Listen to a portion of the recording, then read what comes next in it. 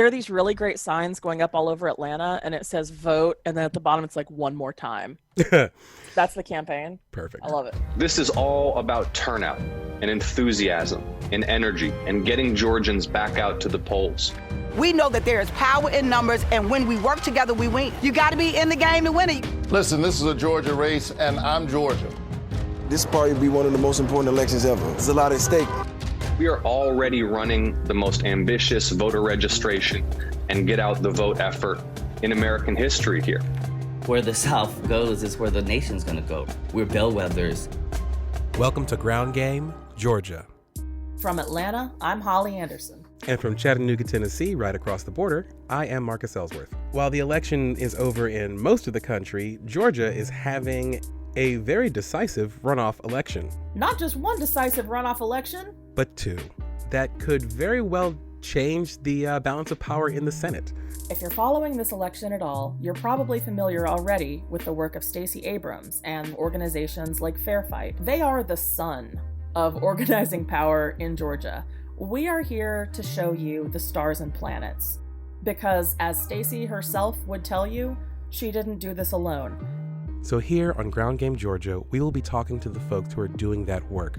People who have turned to their neighbors and taken to the streets to exercise the full extent of their rights in order to change the political landscape of Georgia itself, who are among the most innovative and successful community activists this country has ever seen. And this work didn't start in 2020. It didn't even start in 2016. The very first organization we're featuring has been organizing on the ground in Georgia and around the South for decades.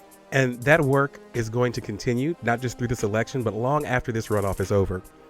For almost 30 years, SONG, also known as Southerners on New Ground, has been working across the Southeast to build power around the LGBTQ community. Everything from organizing communities, mutual aid, building up the power of the people, and making a difference in ways that go far beyond just voting. We spoke with Robert-John Hinojosa from Song Power, and he covers quite a bit of the topics that we are going to be addressing as we go along this journey. And without further ado, here is Robert-John from Song Power. I'm gonna do my whole spiel. Yeah, go for it. Go for it. Let's do my thing. Yeah. Hey, y'all, my name is Robert-John. 2 words, 1 name. Very Southern, very sexy. I use he and him pronouns. I live in West Columbia, South Carolina, and I am with Song Power. And currently, I am the campaign lead. Southerners on New Ground is an organization that started in 1993. We've been organizing in the South for the last 30 years, specifically in Georgia and North Carolina, but representing 16 Southern states. And what we do as abolitionists is bring queer and LGBT issues and integrate them into freedom struggles here in the South. And we do that by using tools such as storytelling, electoral process, as well as organizing in our communities. We do political education, which is huge for us. And we utilize those tools in order to build community, our beloved community, and establish not only political power, but community power. And for us to be able to move our agendas and our ideas forward, which we believe is liberation in our lifetime and that we should be living free from fear. So we've been organizing in Georgia for about 25 years and overall North Carolina, 28 years, and throughout the South for the last 20 years, since 2000, consciously organizing from Louisiana all the way to Virginia and including Florida to really build political power. Because we believe this, where the South goes is where the nation's going to go, right? We're bellwethers. And we also know that the right uses the South as an experimental ground for all their policies and experiments. That's been happening since Goldwater. Quick footnote. You may have learned in history class, I hope you learned in history class, about Goldwater, about Nixon, about the Southern strategy. What you may not realize is that the South is still being used today as a proving ground for policies that conservative think tanks, that big scary churches, that big scary church conservative think tanks want to make federal law.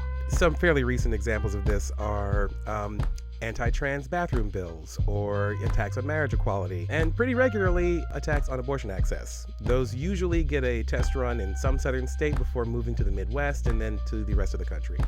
And there's a reason that this strategy keeps getting deployed. It's because so far, it's worked. Very reliably. One crucial aspect of Song's mission is nipping campaigns like these at the root, where they start.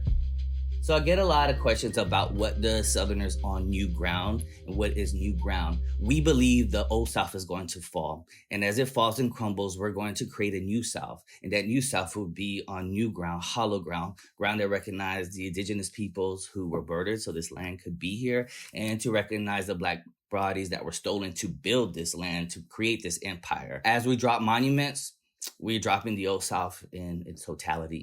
Southerners on New Ground is a C3 organization. And around the mid-2000s, as we really started building our analysis around what we needed for our community, that leads us into establishing a C4. The C4 being the bully arm of the C3.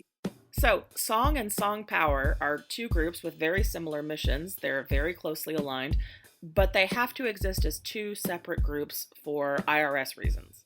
Song is the 501c3 arm of the organization. That means it is a nonprofit that can take donations and can do work in the community, but it cannot be politically engaged. It can't endorse candidates. It can't really get involved in partisan politics. However, Song Power is a 501c4, also a nonprofit, but it has the leeway where it can actually get politically engaged. The organization itself can take stances on issues and even candidates while still maintaining its nonprofit status. We wanted to take it to the next level, utilize our skill sets that we have, and be able to organize our community. We also recognize in doing that our people aren't in VAN or in Votivate or any of the majority tools the United States uses to recognize and identify voters. Databases like VAN and Votivate are used by political parties to track the number of voters they have in an area and to develop policies on behalf of those voters. Lots and lots of LGBTQ folks, particularly trans folks, end up left out of the census and thus left out of voter databases because in 2020, the gender binary still exists in the United States Census. The census form that you filled out back in the spring only asked if you're male or female. The realization that Song and other groups came to led to an incredibly ambitious undertaking. They built their own database. So building that, recognizing that, using that database of our people, of our community, would help us to laser focus what we wanted to do with the C4. We needed to decide what fights we're going to get into and what those fights were going to look like. So we knew GA for sure. So we decided to throw down in Gwinnett and Cobb County in the fights for the sheriffs. The sheriffs upheld 287G, which allows police officers to operate as ICE agents and police stations to operate as ICE detention centers.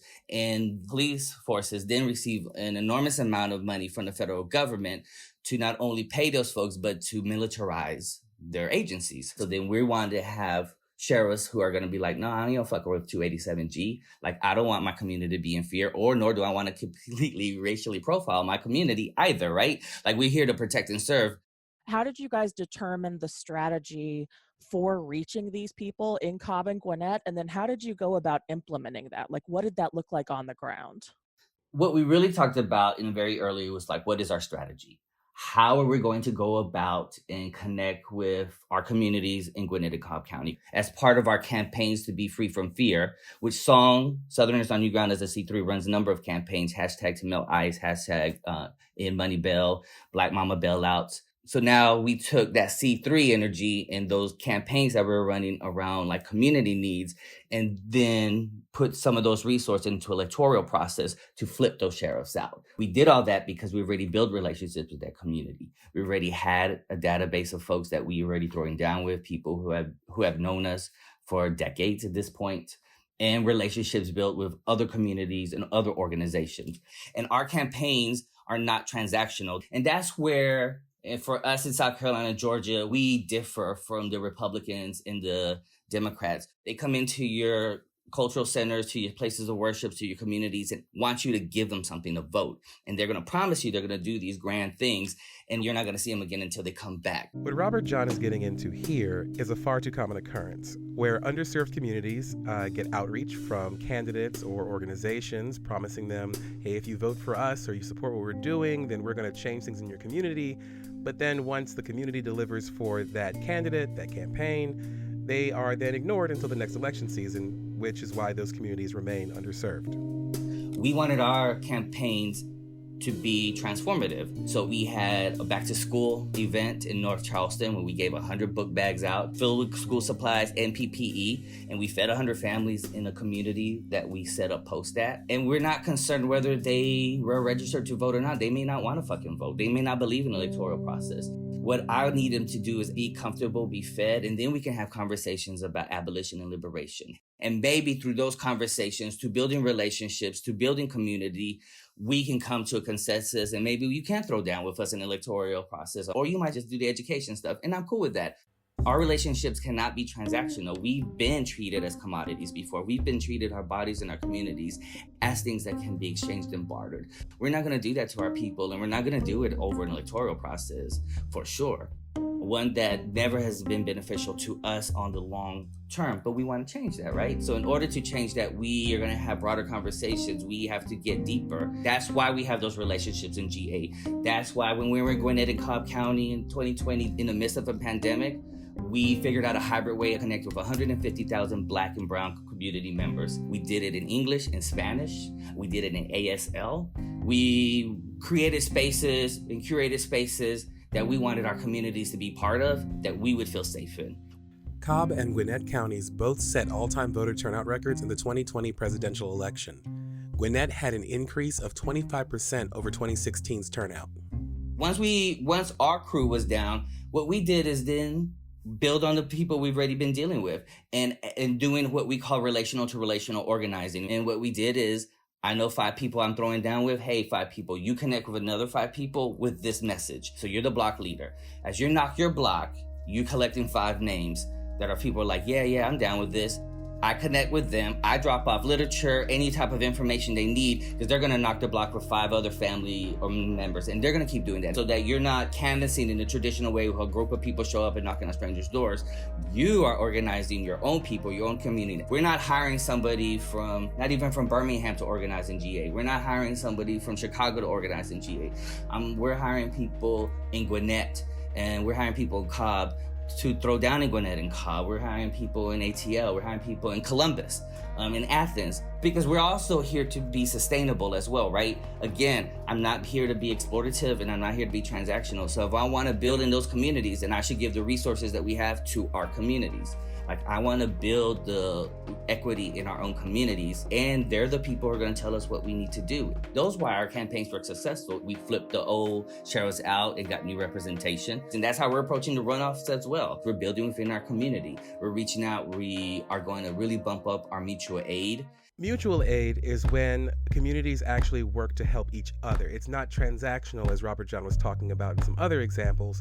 It's where everyone is part of a system of help. No one is being helped out of a situation. No one is being infantilized or coming in as a savior. Those kinds of structures are broken down. In mutual aid, everyone benefits from the relationships that are established, and everyone has resources that are valuable to the common goal.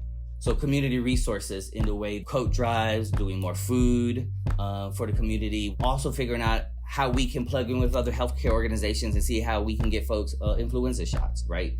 And also education around, like, with COVID in the pandemic, what information do they need to be safe?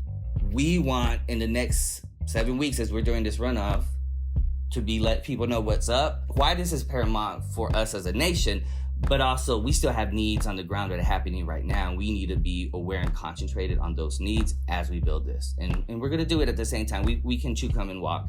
We've been able to do it. And that's why I'm honored and blessed to be around these dope ass queers who are like, you know what, we're going to run shit in GA and running shit, right? Like flipping GA. If there are people outside your organization or, outside the community of your organization who want to help today, what is the best way for them to do that? 100% for us is funding. To all that hit me up too, Karen and Ken's, mad love. I love y'all, but no, I don't need you to show up. I don't need you to do a TikTok for us. Your best intention is to write a check, is to give us stock, is to give us any resources that we can utilize with the best intention, because our people's lives depend on it. Trust Black and Brown people and queer people to know what they need in their communities. Throw those coins. We like racks and stacks. Give it to us and we'll make it happen. And that's what we've been doing. And we've been doing it for 30 years strong. We're going to do it until our family has liberation. So all our communities are liberated. If folks hear this and want to throw in today, where can people donate to you? And what is the best way for them to stay up to date with what Song is doing? Unleashpower.org is the platform that'll land you to everything you need. So when you go to unleashpower.org, you're going to learn everything about our C3, our C4, our event calendars, where you can plug in and where you can donate. So unleashpower.org connects you everything. You then from there can go and sign up for our social media, sign up to get emails. Just look at our awesome pictures of awesome, beautiful queer folk. And there's a lot of us and we're super shiny and pretty. So you should check it out. You should be on that website right now. We cannot thank Robert-John enough for the time and the intel and the hilarity that he shared with us. These are all things that we are extremely short on at the end of 2020. Thank you. And you can follow Robert-John on Facebook at robertjohn.hinojosa. You can find Song and Song Power on social media at Ignite Kindred and Song Power C4. And you can follow us on Twitter and Instagram at Ground Game Pod, and visit our website at groundgamepod.com. Join us next week as we venture further into the Georgia political landscape around the Senate elections from the ground up. Until next time, for Ground Game Pod, I'm Marcus Ellsworth. And I'm Holly Anderson. And y'all stay safe and be good to each other out there. Our show is produced by the Ground Game Georgia Volunteer Militia with help from Amelia Baker. Editing by me, Douglas Reyes-Ceron, and Arlel Rodriguez. Our theme is by the amazing Jonathan Sanford. Additional music by Blue Dot Sessions. Designed by Jasmine Johnson. Nicole Mackey runs our social. Ground Game Georgia is a production of Unir. That's great! Woo!